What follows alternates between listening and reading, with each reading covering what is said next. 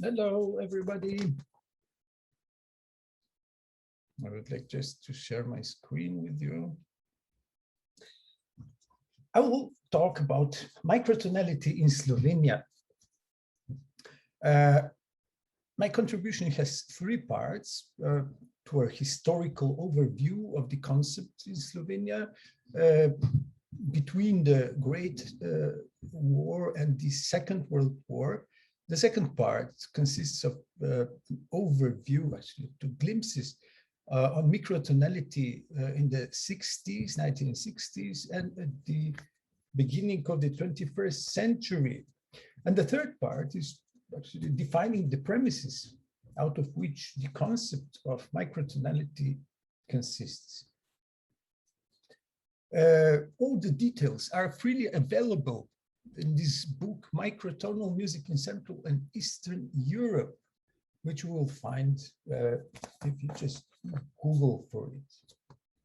When Vito Jorai, a composer active mainly in Germany, gave pre-concert talk in Sankrodon in 2015, after he received the highest national recognition for his recent work, the Prešeren's Prize, he commented that today many contemporary composers write also only microtonal music.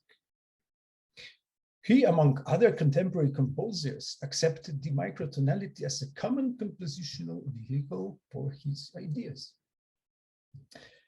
If microtonality today is widely accepted as a technique, its history is rather perplexed.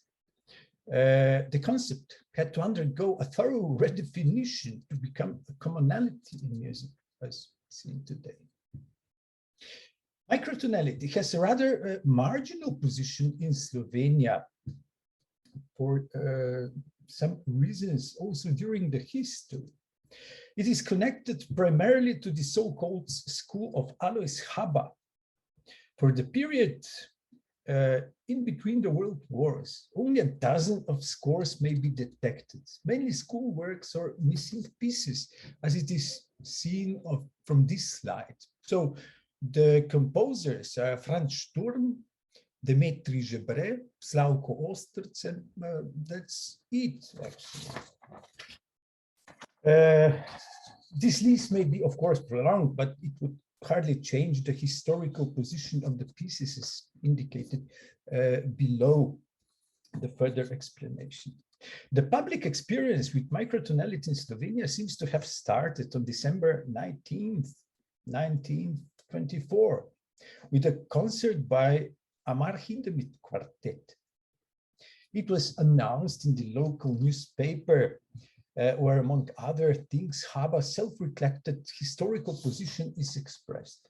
I quote, "The quartet tone system is actually nothing new. It is only a completion of our common tonal system. As it is known, this was felt by the famous Busoni and Möllendorf. They both have experienced and expected this novelty in creating music." The reporter, signed mysteriously as Č, this is Emil Adamic, also composer of that time, recapitulated the event with a venerational rhetoric for those whom we, the Ljubljana provincialists, with our straightened music, cannot hold even a candle by sight. The biblical elevations, however, took an interesting turn with the judgment of Haba's two movements from his second string quartet. The reviewer noted, "Haba does not seem to me to be sincere or honest. This is experimental music, a music for itself. If I would not have been told that this is a quartet tone music, bichromatic, I would not have felt that. I consider music the true daughter of the God, only the one that is not a product of thinking and experiments, but an outpouring of cordial feeling. Haba certainly did not, as far as we are able to hear, feel the music as a son of the Czech people that is not acquainted with the quartet tones. We could easier claim that about our Istrians, Chichis, about the Oriental people, Perhaps we even do not feel the aesthetic need for quarter tones and similar divisions because we have passed that over through the centuries, and the equal temperament is a liquidation of our steady music from the past.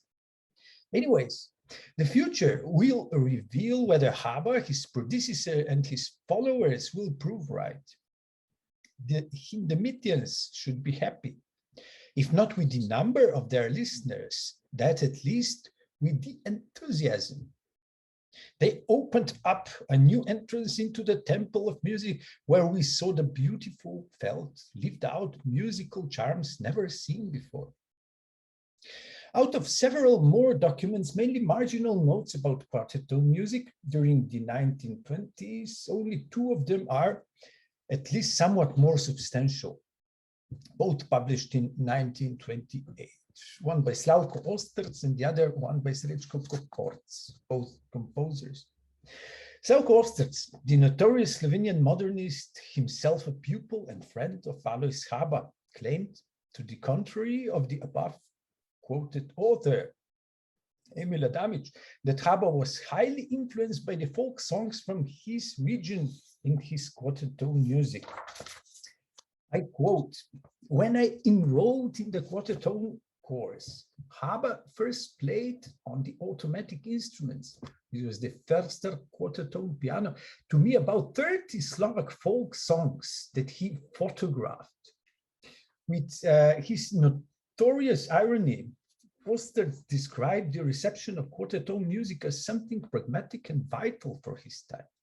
He thought of his sympathies for quartet tone music as for a moral support for every fighter on his way to the victory.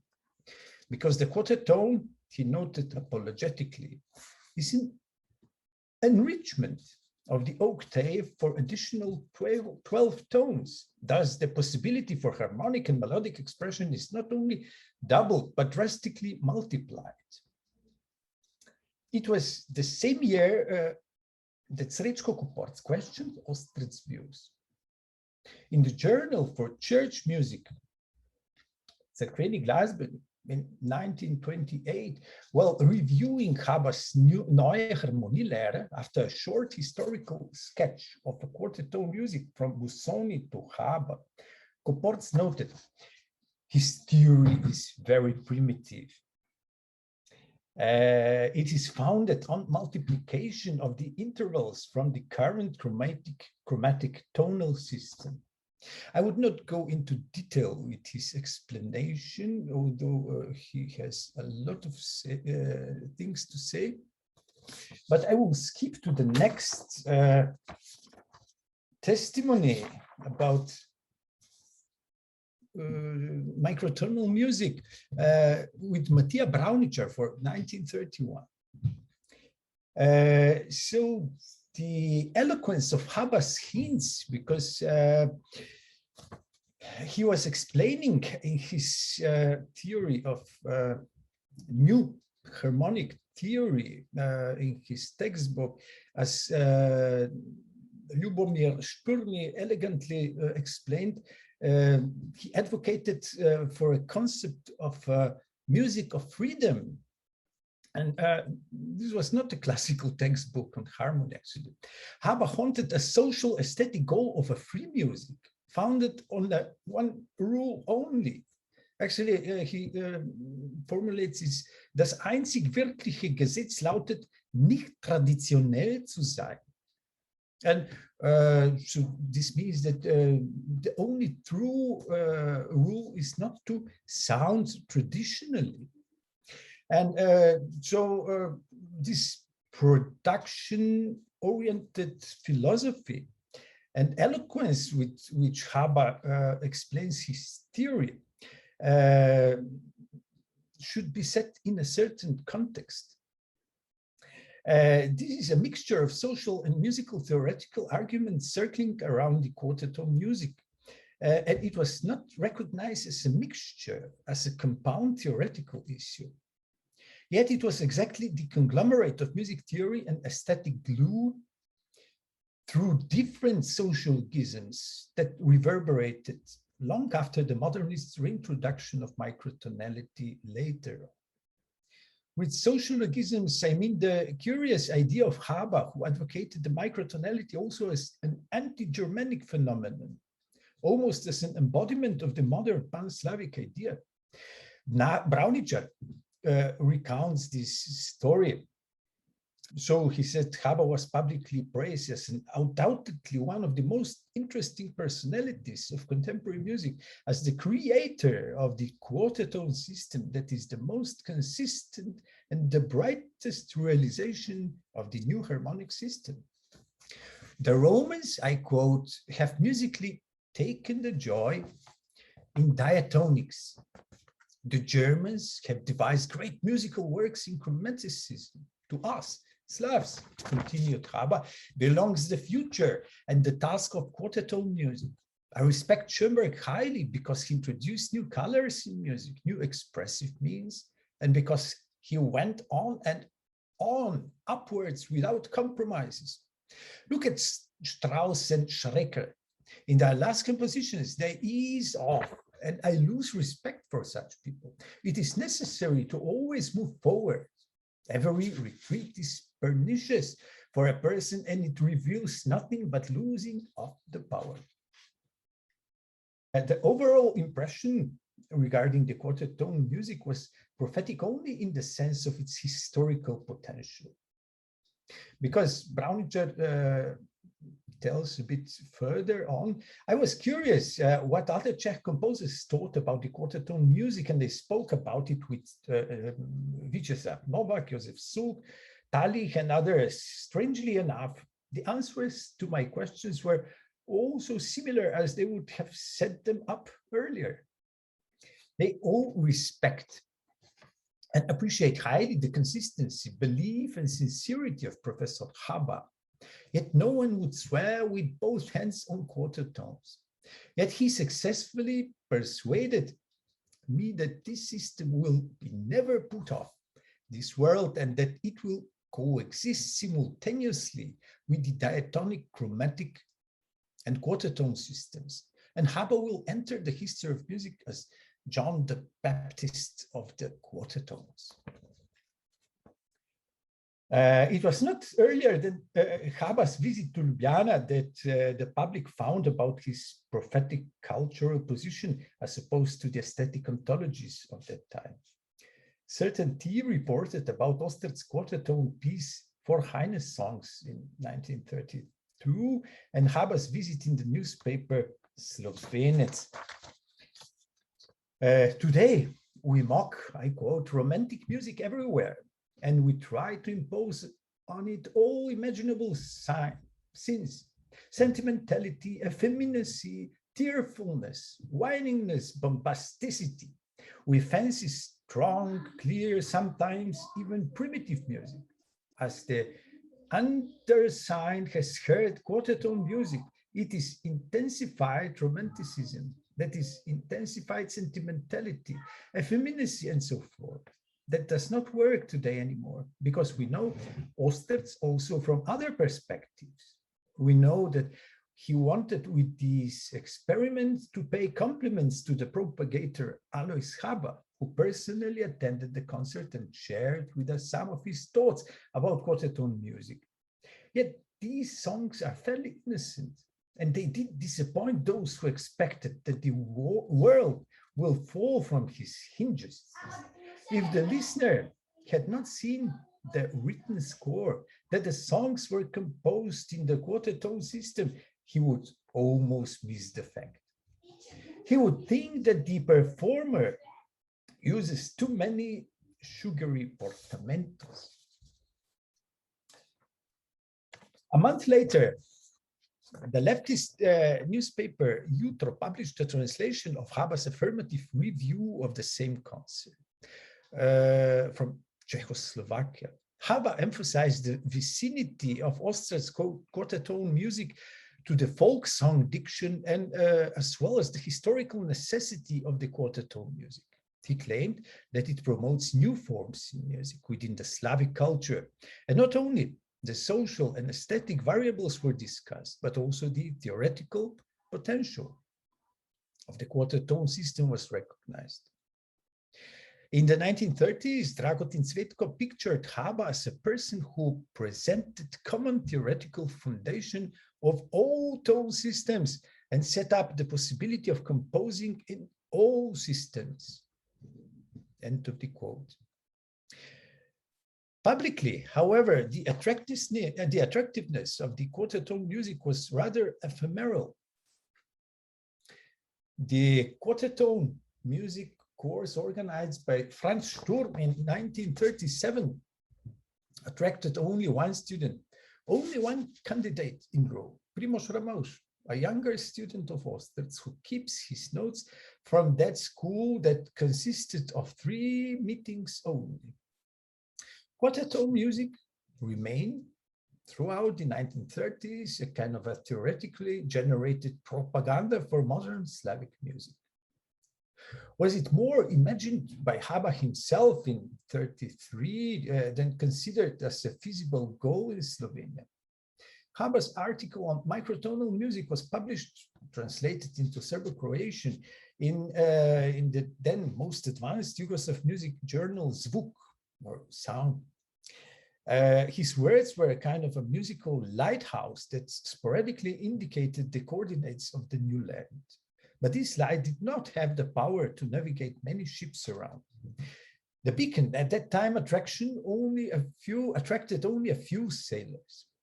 Yet its light grew stronger and stronger in the following decades. So we go to the second part of my talk about the microtonality after 1945. An important feature of emphasizing 2 complementary aspects of microtonality grew in importance. On one side, the historical arguments are widening in range and include, beside geographical or rather ethnographical, also ethical arguments.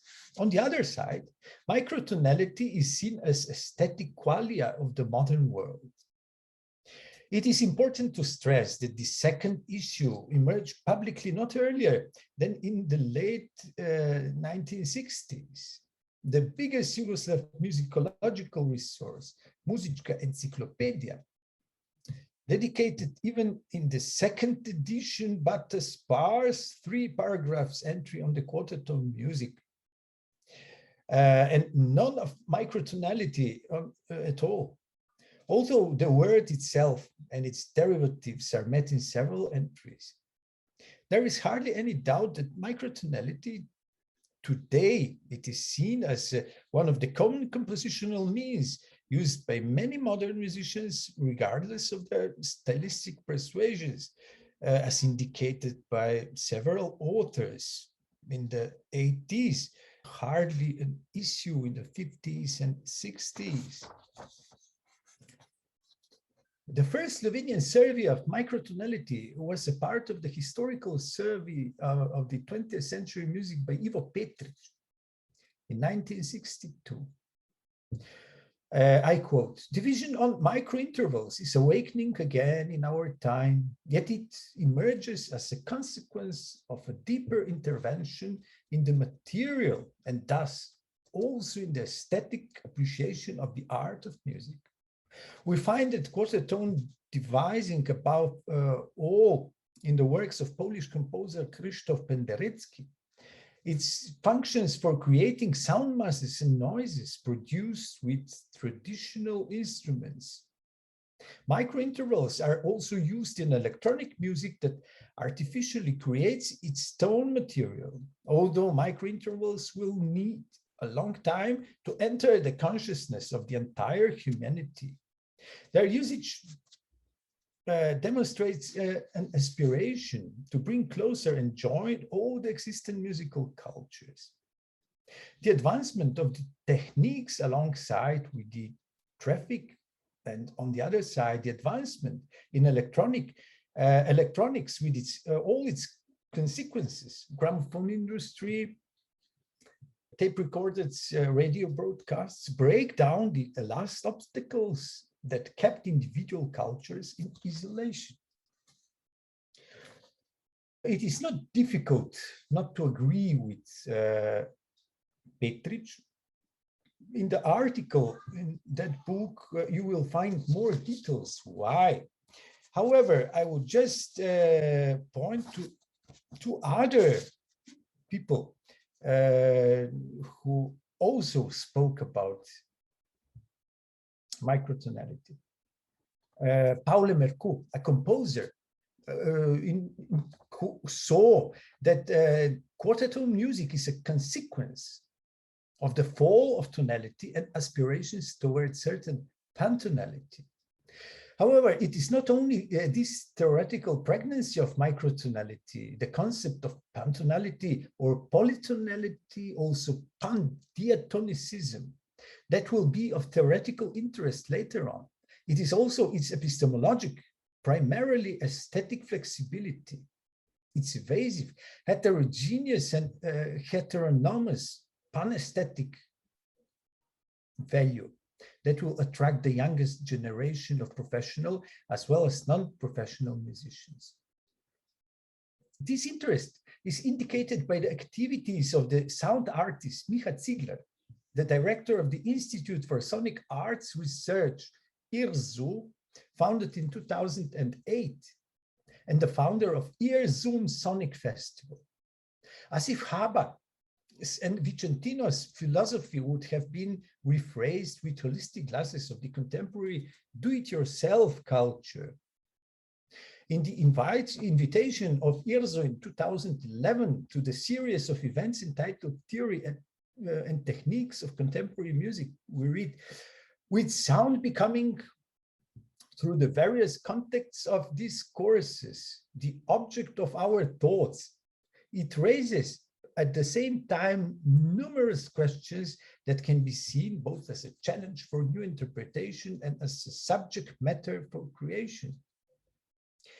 It seems that what Ivo Petric indicated, his hypothesis that the microtonality has still a long time before entering into the consciousness of the entire humanity, as an aspiration to bring closer and join all the existing musical cultures, has become a behest of the youngest do-it-yourself musicians and their fascination with the sound itself.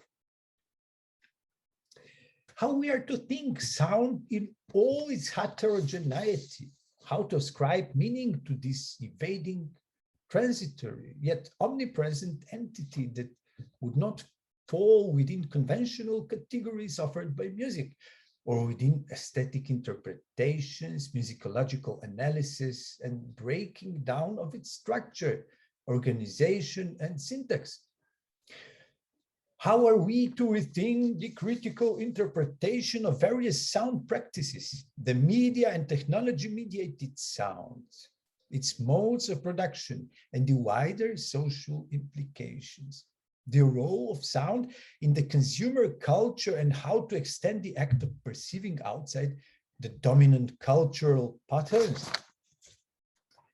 The quote, I guess you would agree, brings a myriad of things inside of it, and it is a rather pragmatic approach to reinvent the entire, not only theory of music analysis, but also the very practice of it. Without entering into further details, I would like to finish my survey of microtonality in Slovenia with a scheme of the main premises through which microtonality has been addressed.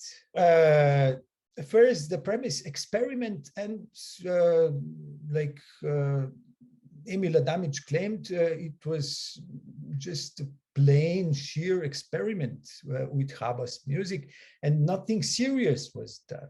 On the other side, we see, of course, the microtonality as the fundamental pathological and aesthetic concept.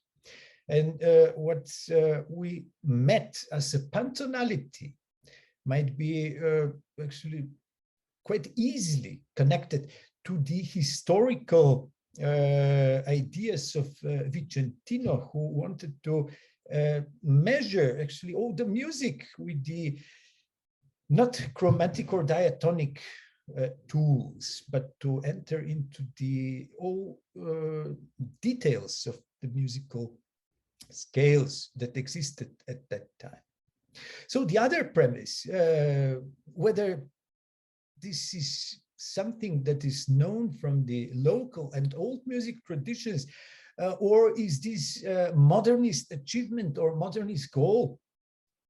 As a Slavic concept indicated earlier, this was certainly something which was attached to the local and old music traditions with a very special stint. So this premise was fairly important.